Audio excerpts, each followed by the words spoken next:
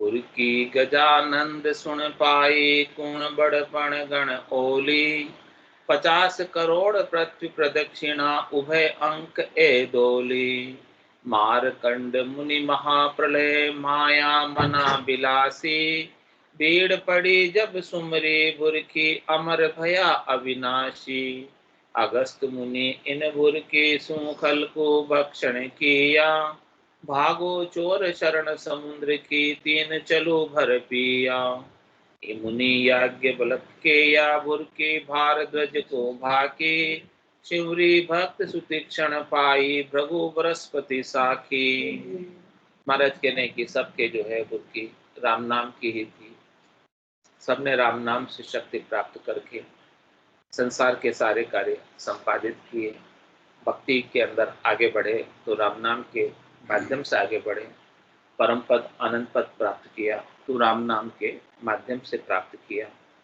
और आत्मा के स्वरूप का बोध हुआ तो राम नाम के माध्यम से ही आत्मा के स्वरूप का बोध हुआ। कह रहे हैं कि गजानन जी, गणेश जी महाराज प्रथम पूजनीय भी राम नाम से।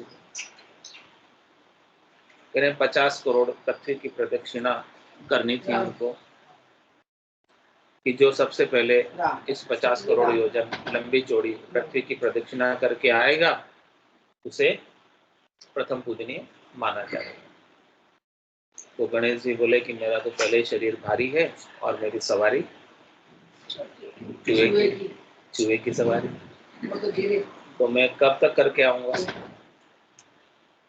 बाकी तो सब किसी के पास वायुयान है, किसी के पास अलग अलग हंस है, किसी के पास गरुड़ है, अलग अलग प्रकार के सब वाहन है जो तीव्र गति से चलने वाले, किसी के पास मोर।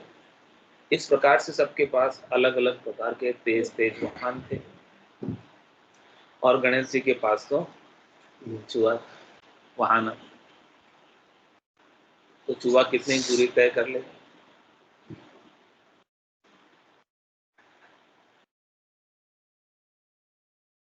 लेकिन उनको भी ज्ञान प्राप्त हुआ नारद जी से।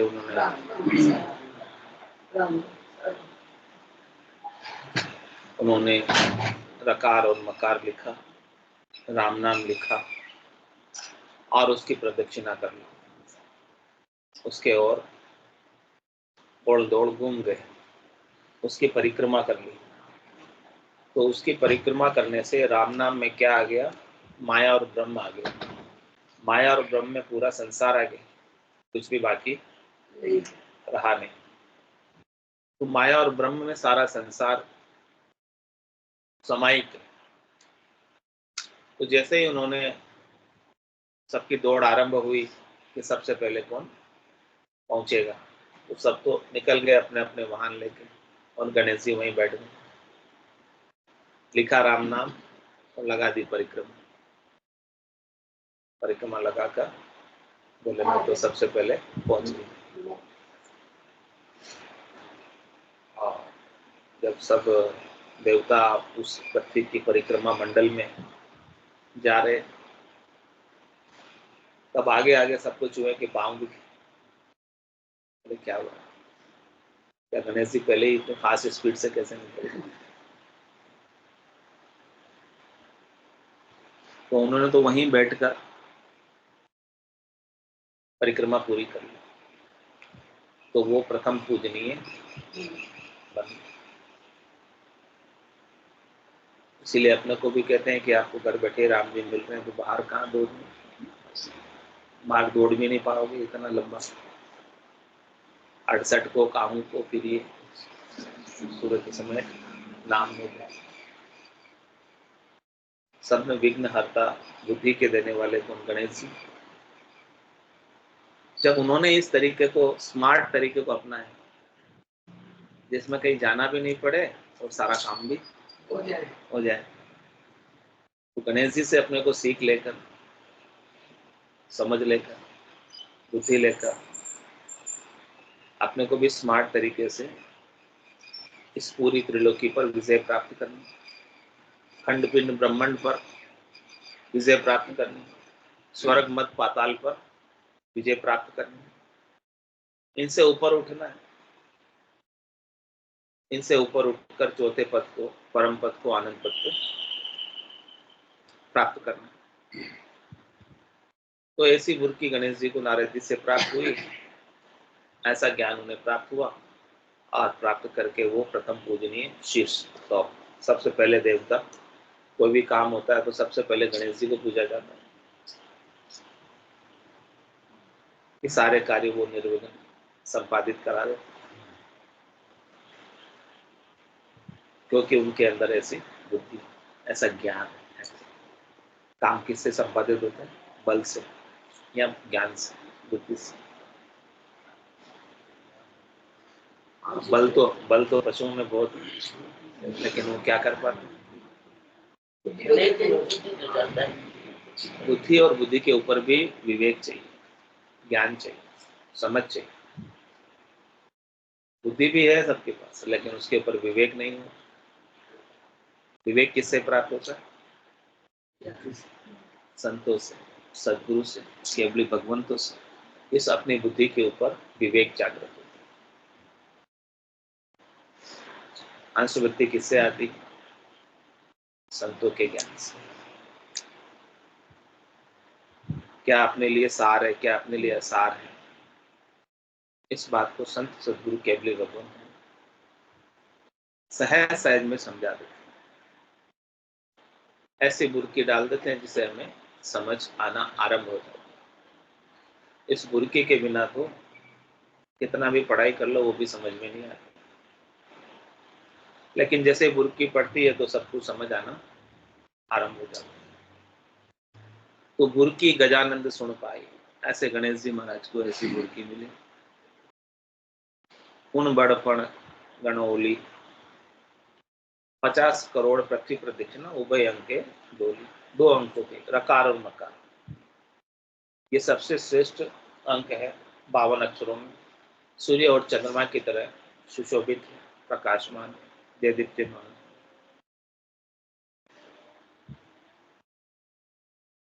ऐसे अद्भुत विलक्षण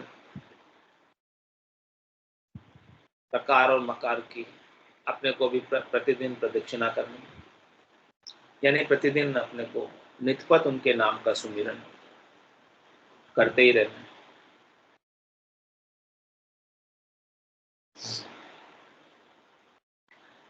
क्योंकि ये सर्व समर्थ, सबल है, शक्तिशाली, आनंद प्रदान करने वाला, और इसके ऊपर और कोई है नहीं।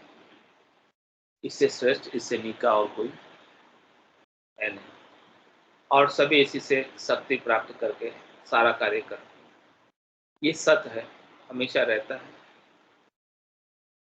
असत का तो नाश हो जाता है, लेकिन सत्य का कभी नाश होता है। जब सत्य का बोध होने लगता है तो अपने अविनाशी होने का बोध हो जाता है, और अविनाशी होकर निर्भय हो जाते हैं, भय से रहित हो जाते हैं। मरने का भय था वो भी मिट जाता है, जन्म मरण का भय भी मिट जाता है। ऐसा ब्रह्म का ज्ञान, अपने स्वरूप के बोध का ज्ञान, आनंद स्वरूप का ज्ञान सदगुरु से प्राप्त हो जाए, सदगुरु की बुर्की, ज्ञान की बुर्की हमारे ऊपर पड़ जाए, फिर हमें संसार दिखाई नहीं दे और केवल परमात्मा ही दिखाई। परमात्मा के सिवाय और कोई दूसरा नजर नहीं। जिधर भी दृष्टि डालो उधर सब जगह परमात्मा ही परमात्मा। मारकंड मुनि महाप्रलय माया मना बिलासी, भीड़ पड़ी जब सुमरी बुर्की, अमर भया अविनाशी। मारकंडे का मन माया में लग रहा था। मन तो सबका माया में लगता है, ऋषियों का, मुनियों का भी मन माया में लग जाता है, संसारियों का भी माया में लग जाता है। मन का स्वभाव, मन किसका है? प्रकृति। जो प्रकृति का मन है, इसे प्रकृति के ही सारे सुख चाहिए।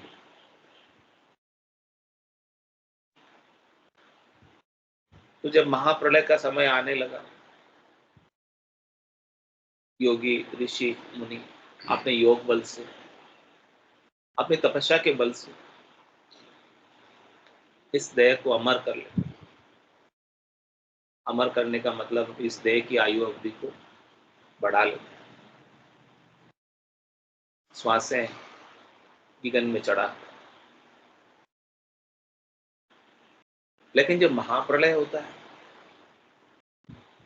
जब सब कुछ समाहित हो जाता है, तब तो जाना ही पड़ता है, तब तो शरीर छोड़ना ही पड़ता है।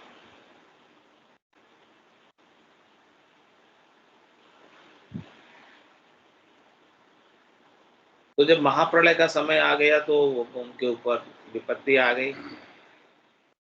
कि हम माया से, शरीर से जो सुख ले रहे थे, इस शरीर को बचाकर, इस शरीर की आयु अवधि को बढ़ाकर, इसको लंबा करके जो हमें सुख प्राप्त हो रहा था, वो सुख अब नहीं मिले। लेकिन महाप्रलय का तो ये नियम है कि सबको देह जंगल छोड़नी पड़ेगी।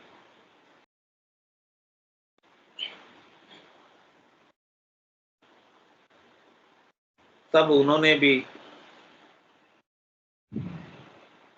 इस ब्रह्म ज्ञान की बुर्की को, सत्स्वरूप के ज्ञान की बुर्की को, आनंद स्वरूप के ज्ञान की बुर्की को याद किया, और जैसे वो बुर्की याद आई, जैसे वो बुर्की सुमिरन में आई, उन्हें अपने अविनाशी होने का बोध हो गया कि मेरा स्वरूप तो अविनाशी, जिसे पृथ्वी प्रलय भी नहीं मिटा सकता और महाप्रलय भी उसे नहीं मिटा सकता। ये पृथ्वी प्रलय के अंदर जलमग्न हो जाती है, महाप्रलय में सारी लीला परमात्मा समेट लेते हैं। लेकिन ये आत्मा उस समय भी अविनाशी है, अजर है, अमर है। इस बात का बोध, इस बात की जानकारी, इस बात का ज्ञान, इस बात की समझ सदगुरु कराते हैं, और वो समझ होने से विनाशी शरीर से जो सुख लेने की इच्छा थी वो छूट गई, मन से सुख लेने की इच्छा थी वो छूट गई, और उसके छूटने से वो अविनाशी हो गए, अमर हो गए। अमर होने का भान, अमर होने का बोध उन्हें हो गया। तो किसकी कृपा से हुआ? संतों की, सदगुरु की, केवली भगवंतों की कृपा से ऐसा ब्रह्म ज्ञान, तत्व ज्ञान, सार चीज का बोध हो जाए, तो महाप्रलय के समय भी मृत्यु का भय मिट जाए। क्योंकि इस आत्मा को महाप्रलय भी मिटा नहीं सकता। जो अपना स्वरूप है, उस स्वरूप को महाप्रलय भी मिटा नहीं सकता। छोटे मोटे प्रलय तो क्या मिटाएंगे।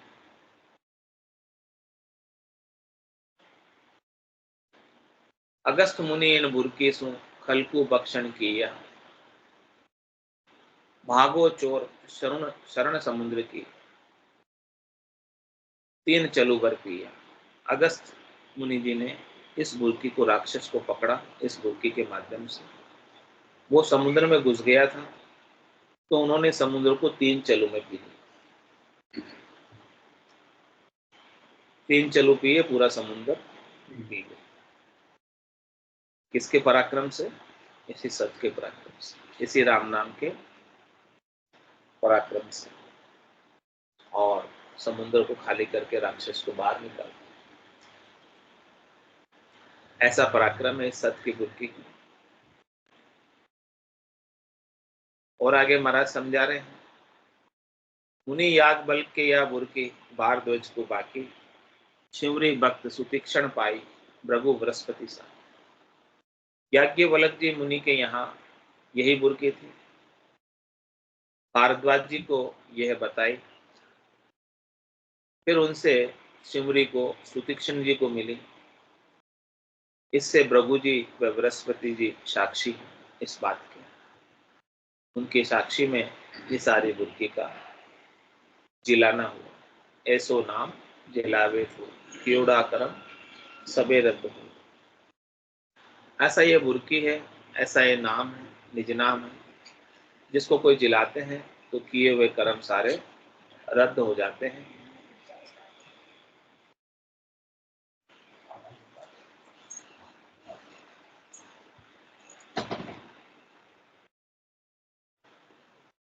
अनंत जन्मों के कर्म हैं, आज के नहीं। जो प्रारब्ध के रूप में हमें भोगने के लिए मिलते हैं वो तो थोड़े से हैं, लेकिन संचित कर्म बहुत अधिक। तो ऐसे बुर्की डलने से, ऐसे निज नाम के जागृति होने से अनंत जन्मों के पाप भी, कर्म भी सब नाश को प्राप्त हो जाते, कुछ भी रह नहीं पाता।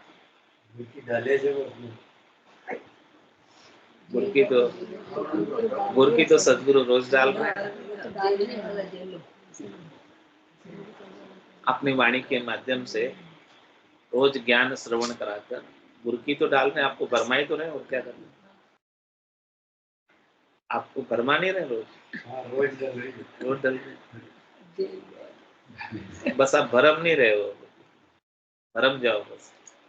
आप अभी संसार को सच्चा मान रहे हो।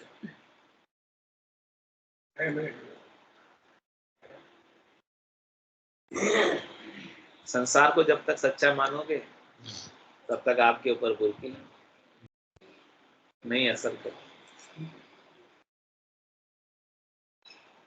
इस बुर्की के सुमिरन में लगकर उमा कहत में अनुभव अपना, सतरी भजन जगत सब सफल।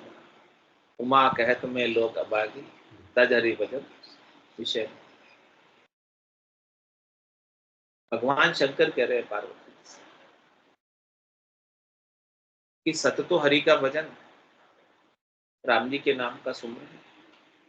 उस नाम के सुमरन से जब आपको अपने स्वरूप का बोध होता है वो सच्चा, वो कभी जाने वाला नहीं, वो हमेशा रहने वाला। आपका स्वरूप, आपका निज स्वरूप कहीं जाने वाला, कल भी था, आज भी है और कल भी रहेगा। हर देश में, हर काल में, हर परिस्थिति में रहता है।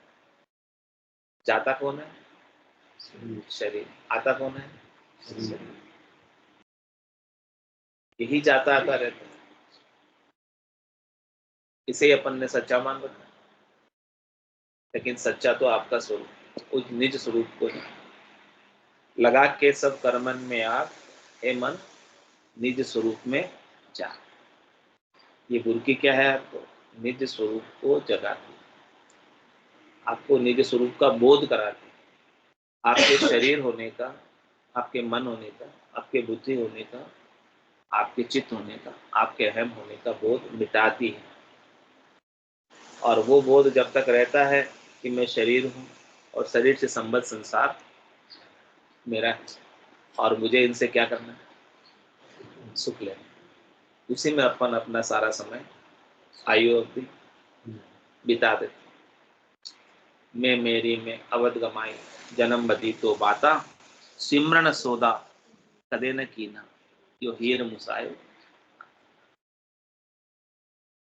सारा समय मैं और मेरे, तेरी मेरी में, मैं मेरे में, स्वार्थ को, शरीर संसार के सुखों में, इंद्रियों वस्तुओं के सुखों में ही अपन बिताते। लेकिन जो सच्चा सिमरण है, जो सच्ची याद है, जो स्वरूप का बोध है, निज स्वरूप को जानने का अवसर है, इसे हम ऐसे ही खो देते। और ये अवसर एक बार निकल गया, चांस एक बार निकल गया, टर्न एक बार चला गया, तो वापस टर्न कब आएगा?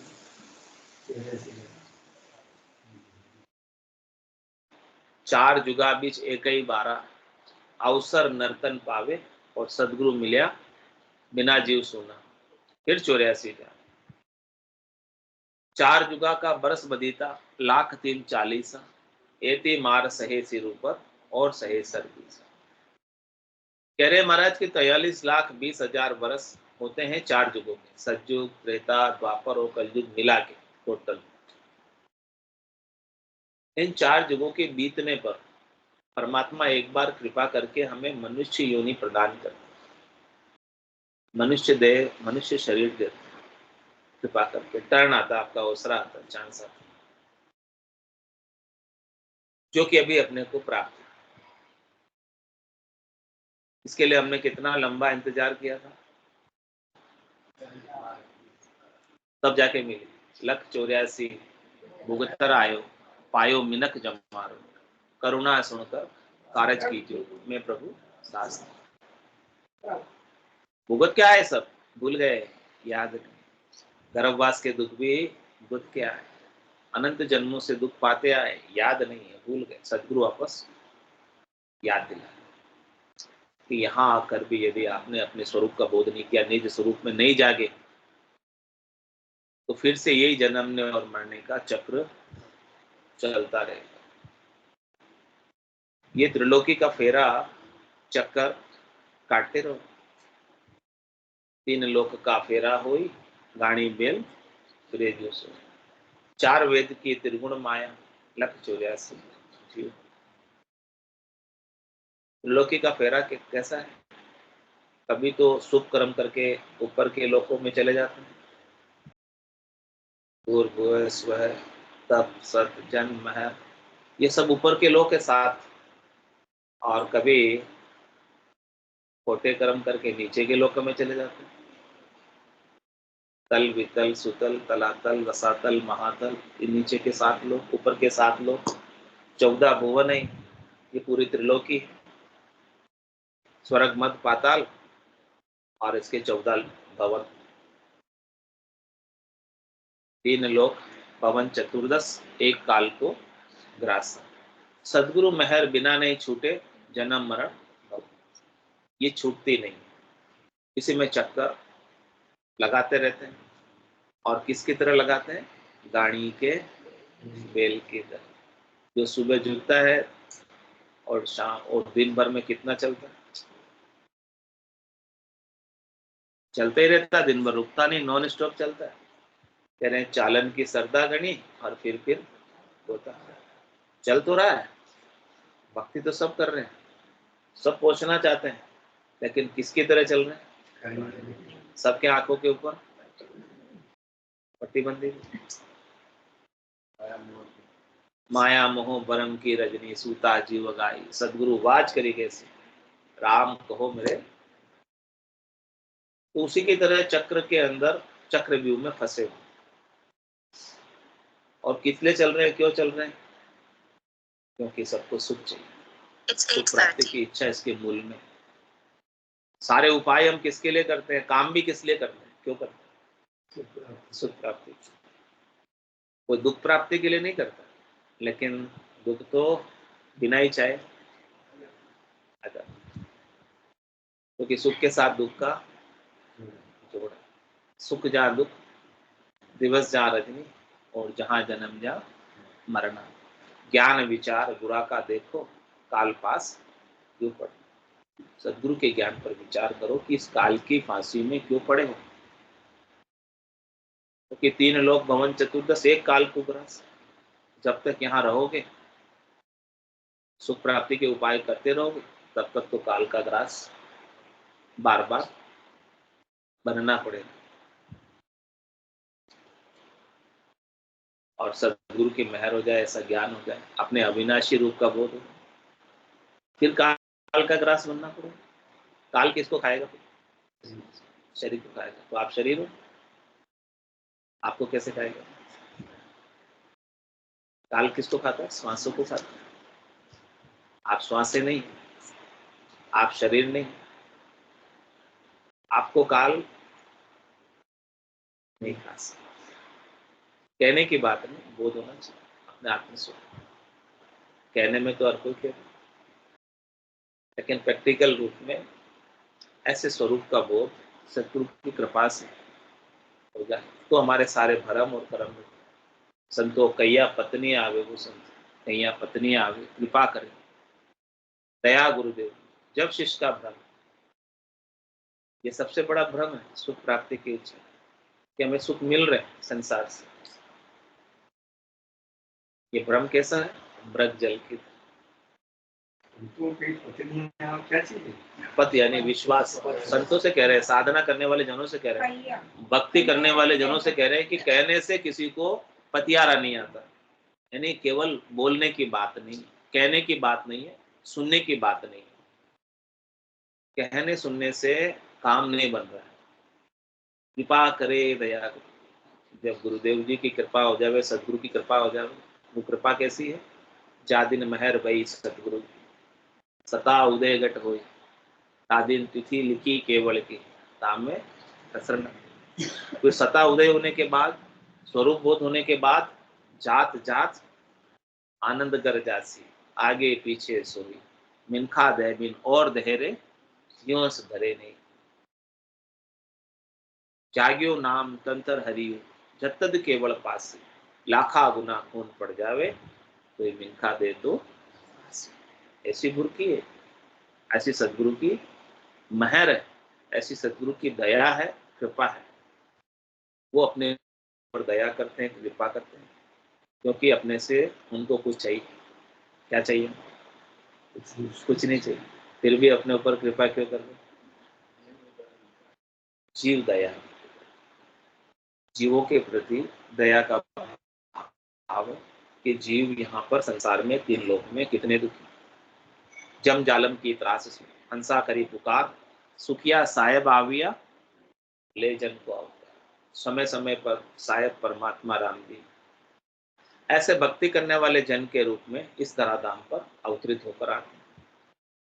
जैसे ऋषभदेव स्वामी से लगाकर महावीर स्वामी तक आए, आनंद श्री सदगुरु सुखराम जी महाराज आए, रामचरण जी महाराज आए, संतदास जी आए, दादू साहब आए, दरिया साहब आए, नानक साहब आए, पलटू साहब आए, कितने जन हैं, कितने संत आए, अनंतो आए, समय समय पर आए। और ऐसा ज्ञान, ऐसी बुरकी सबके पास थी। उन सबका ही वर्णन आ रहा है। उन सबके पास एक ही सत्य का ज्ञान था, सबके सत्य का ही टेका था। सब सत्य के आधार से ही बोल पा रहे थे, सत्य के आधार से ही कह पा रहे थे। और उसी सत्य को समझना, उसी मूल को समझना, उस मूल ज्ञान को, तत्व ज्ञान को, सार ज्ञान को, पांचवें ज्ञान को, केवल्य ज्ञान को जिसने जान लिया, जो चार ज्ञानों से अलग है, मति ज्ञान से अलग है, श्रुति ज्ञान से अलग है, अवध ज्ञान से अलग, मन प्रत्यय ज्ञान से अलग, पांचवा ज्ञान केवल्य ज्ञान है, जिसमें केवल ओनली एक है, दूसरा द्वैत नहीं है, दूसरा कोई है ही नहीं परमात्मा की सत्ता के सिवाय। उसका बोध, तो फिर हमारे लिए माया रहेगी, माया का अस्तित्व ही मिट जाए।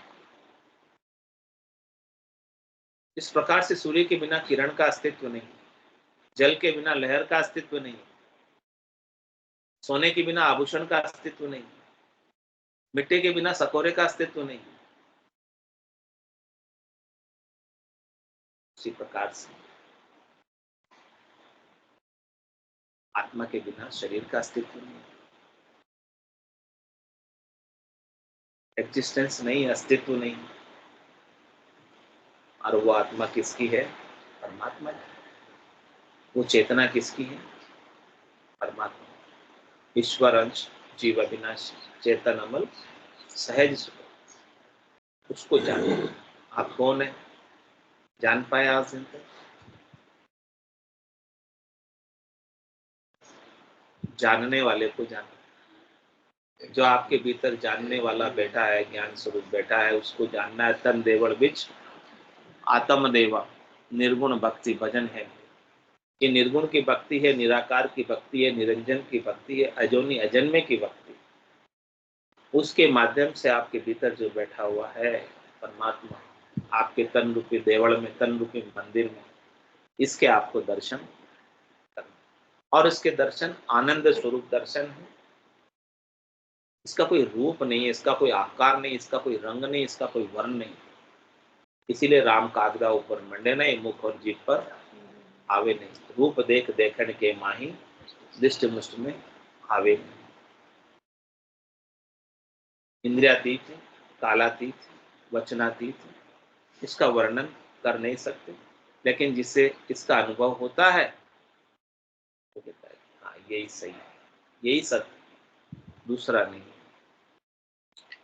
तो 14 मुनि भया चिरंजीवी, ऐता ही भूप मनंतर, बुरकी जपी जके जन सिद्धि, ऐसा ही वेद धनंतर।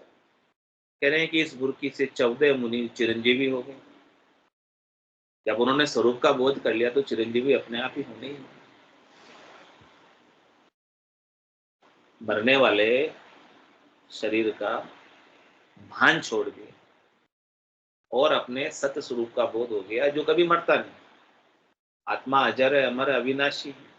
आग में जलती नहीं है, पानी में गलती नहीं है, हवा में सूखती नहीं है। ऐसे अविनाशी स्वरूप का बोध हो गया तो चिरंजीवी हो जाएंगे कि नहीं होंगे? तो 14 मुनि भया चिरंजीवी, एताई भूप मनंतर। और इतने मनंतर राजा चिरंजीवी हो गए। जिन जिन को ऐसा ज्ञान मिला, ज्ञान नहीं मिला वो बार बार मरे। जो अपने आप को शरीर मान रहे हैं वो पक्का ही मरेगा, वो जिंदा रह ही नहीं सकता, क्योंकि उसने अपने आप को क्या माना, मैं शरीर हूँ तो मरना है। शरीर का धर्म तो मरण धर्म है, मरने ही वाला है, रहने वाला। कितना है इसे बचाने का, हिरण्यकश्यप ने भी किया था ना, कितना बचाने का प्रयास, कैसा वरदान लिया था, दिन में मरूं नहीं, रात में मरूं नहीं, अस्त्र से मरूं नहीं, शस्त्र से मरूं नहीं, घर में मरूं नहीं, बाहर मरूं नहीं, पशु से मरूं नहीं, मनुष्य से मरूं नहीं, 12 महीने में किसी भी मास में मरूं नहीं। कैसा वरदान लिया था, सोच समझ के सब विचार से देह को बचाने का। क्या बची क्या उसकी भी देह, इतना समझदार, इतना ताकतवर, इतना तपस्वी होने के बावजूद, इतना बलशाली होने के बावजूद, जिसके सामने सब देवता, मनुष्य, नर नारी सब खड़े रहते थे, क्या वो भी बच पाया, इस देह को बचा पाया? सारे प्रयास उसके व्यर्थ गए देह को बचाने।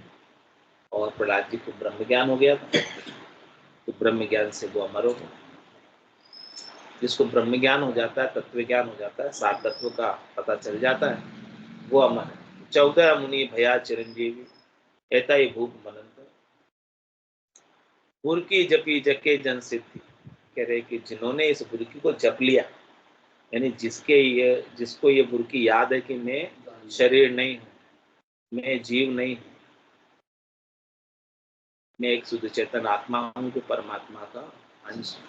बुरकी जपे जपी जके जन सिद्ध, वो सिद्ध हो गए। सिद्ध हो गए मतलब परम पद को प्राप्त हो गए, सिद्धि को प्राप्त हो गए। सबसे बड़ी सिद्धि क्या है, सबसे बड़ी चीज हासिल करने वाली क्या है, इस मनुष्य शरीर को प्राप्त करके परम पद ही सबसे बड़ी सिद्धि है। ये अणिमा महिमा गरिमा लंगी, बाकी सब नश्वर है। अणिमा महिमा गरिमा लंगिमा प्राप्ति प्राज्ञाम्य ईशित्व वशित्व, ये सब 8 सिद्धियां तो नश्वर है, नाशवान है, थोड़ी देर की है, प्राप्त होके मिट जाने वाली है, सुख दे के दुख में बदल जाने वाली है। लेकिन सबसे बड़ी सिद्धि वो सिद्ध शिला को फोड़ के, भंवर गुफा को लांग के परम पद आनंद पद प्राप्त करने की सिद्धि ही सबसे बड़ी सिद्ध है। वही सफलता है सबसे बड़ी।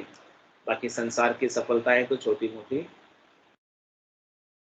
तुच्छ है उसके सामने।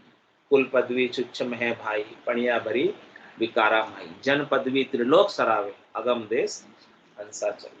अगम देश की प्राप्ति जिसकी गम सबको नहीं, ये भक्ति करने वाले जन की पदवी है, ये सबसे बड़ी सिद्धि है। इस सिद्धि को हासिल करना सदगुरु की कृपा से, सदगुरु के ज्ञान से, सदगुरु के समझ से, सदगुरु के द्वारा दिए गए नाम के सुमरन से। सदगुरु बख्शे राम नाम शिष्टारे, राम चरण तो निश्चय होए। हाँ, इस बुरकी को रात दिन रटना है तो आपके घट में भी प्रकाश हो जाएगा। किसका? ज्ञान का। और कितना होगा, क्या परिणाम है प्रकाश का? कोटक भाण हुआ उजियाला, दिल ही में सायब दीदा, अमृत बूंद जड़े कण मोती, दीपक ज्ञान। एक सूर्य की क्या चले, करोड़ों सूर्यों का प्रकाश आपके घट के भीतर, वो ज्ञान का प्रकाश, और कभी मंद पड़ने वाला नहीं, कभी बुझने वाला नहीं। एक बार ऐसा ज्ञान का प्रकाश आपके घट के भीतर है, आपने अपने स्वरूप को जान लिया, जो कभी मिटने वाला नहीं, जो दीपक कभी बुझने वाला नहीं। बाहर का दीपक तो बुझ जाता है, उसमें तेल खत्म हो सकता है, बाती जल सकती है, लेकिन आपके घट के भीतर जो दिया जुपा है वो नहीं मिटेगा।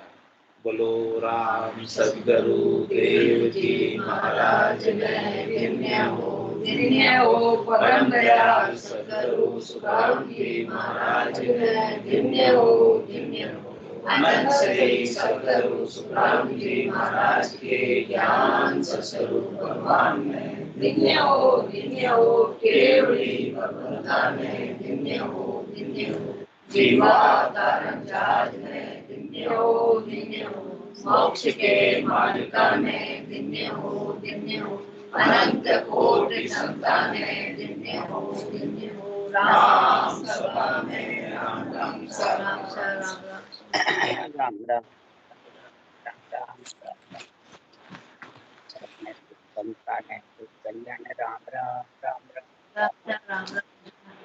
राम राम राम सा राम राम सा राम राम सा